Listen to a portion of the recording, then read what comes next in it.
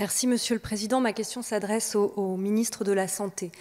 L'Organisation mondiale de la santé n'a cessé depuis le début de l'épidémie d'appeler tous les pays touchés à multiplier les dépistages pour chaque cas symptomatique. Son directeur a encore rappelé hier à Genève qu'il avait un message simple pour tous les pays: tester, tester, tester les gens. Alors, il y a nos voisins allemands qui réalisent désormais 1,5 million de tests de dépistage par semaine.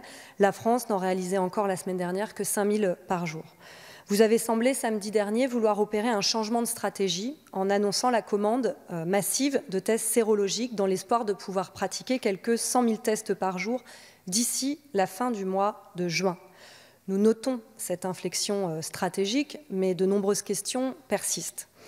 Qu'est-ce qui justifie d'abord que notre pays n'ait pas dès le départ pris la décision de suivre ces recommandations de l'OMS en matière de dépistage?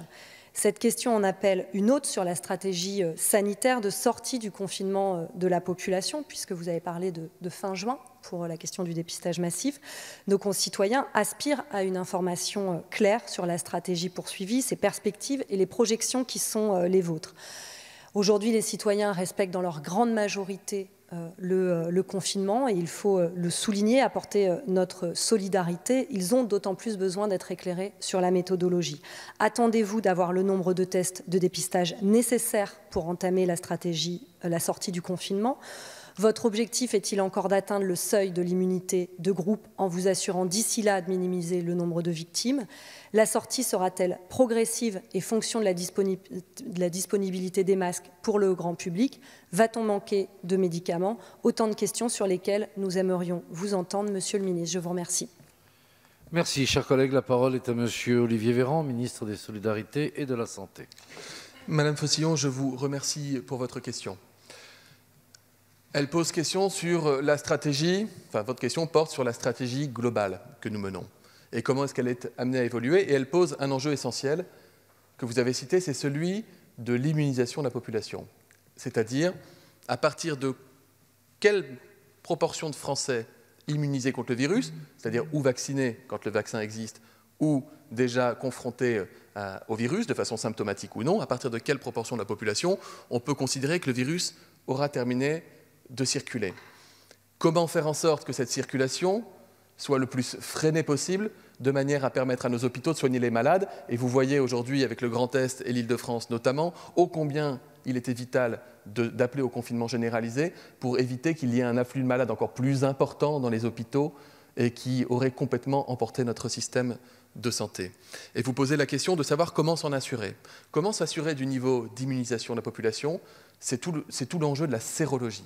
La sérologie qui est capable de déterminer si on a développé des anticorps, des immunoglobulines, en réaction à l'exposition au virus. En l'absence de vaccin, mais j'espère de tout cœur, et vous aussi, chacun ici, que nos industriels, Sanofi ou d'autres, seront capables de développer très rapidement. Mais si, c'est important aussi de saluer l'industrie pharmaceutique, vous savez, parce qu'on a une très forte industrie pharmaceutique qui est très mobilisée, et moi je leur tire mon chapeau parce qu'ils sont avec nous et que les salariés sont au boulot du soir au matin pour faire de la recherche et produire les médicaments. Il faut aussi le reconnaître en période d'épidémie. Et donc, comment est-ce qu'on s'assure du taux d'immunisation? C'est cette sérologie qui est encore en cours de recherche et de développement. Aucun pays au monde n'a encore réussi à établir et élaborer une sérologie diffusable à grande échelle, mais la recherche progresse très vite et j'ai très bon espoir que dans quelques jours, peut-être dans quelques semaines ou plus tard, nous puissions réaliser des sérologies en population. Alors nous verrons quel est le pourcentage de population qui est immunisée contre le virus, et ce sera un indicateur extrêmement précieux pour savoir comment piloter les politiques sanitaires à l'égard du virus une fois que nous aurons levé le confinement. Cela et toute la politique de test que j'ai eu l'occasion d'aborder il y a quelques minutes en réponse à un de vos collègues. Merci, Monsieur le Ministre. La parole est à Madame Charlotte Lecoq, qui porte les questions de ses collègues